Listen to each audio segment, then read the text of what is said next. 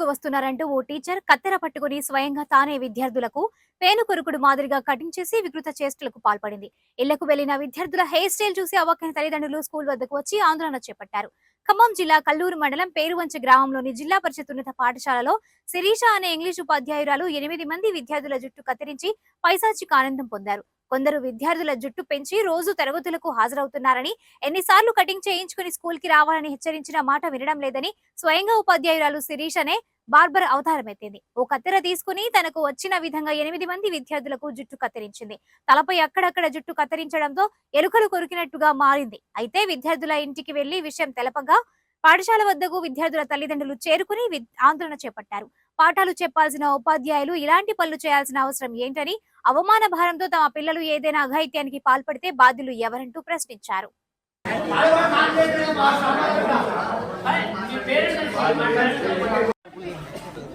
స్కూల్లో 10వ తరగతి దాకా చదివేది. మేడగారి ఇంటికి కట్ చేసి ఇంటికి వచ్చి ఏడుతుండ్రు. ఏడుతుంటే మేము 50 రూపాయలు ఇచ్చి మన వ్యవసాయ పడిపోయి మళ్ళీ కటింగ్ చేసుకొచ్చింది. శుభ్రంగా గవర్నమెంట్ చేసుకొచ్చింది. అది మేడగారి అచ్చమ్మగారితో చెప్పినట్టు చెప్పలేదు అంటున్నారు. క్లాస్లో ఉన్నాను. వచ్చిన తర్వాత చూస్తే మేడం గారు కడిగి చేస్తున్నారు. ఎందుకు అడిగాను మేడం గారిని, ఇలా గిరిగిల చేసాం పిల్లగాడు ఉన్నారని చెప్పారు. అలా చేయకూడదు మేడం అని అడిగాను, చెప్పాను. ఆ విషయం చెప్పాను.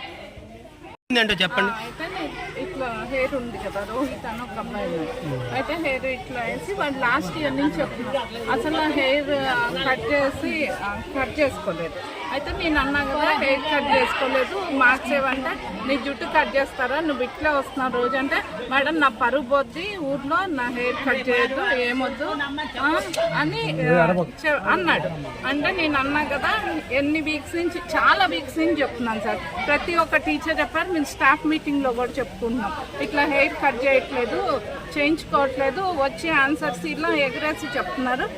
కాబట్టి నేను కట్ చేశాను సార్. అది తప్పని నాకు తెలీదు. నేనేంటంటే జుట్టు మళ్ళీ పెరుగుద్ది కదా వెంటనే, నేను ఇంకోటి కూడా చెప్పాను.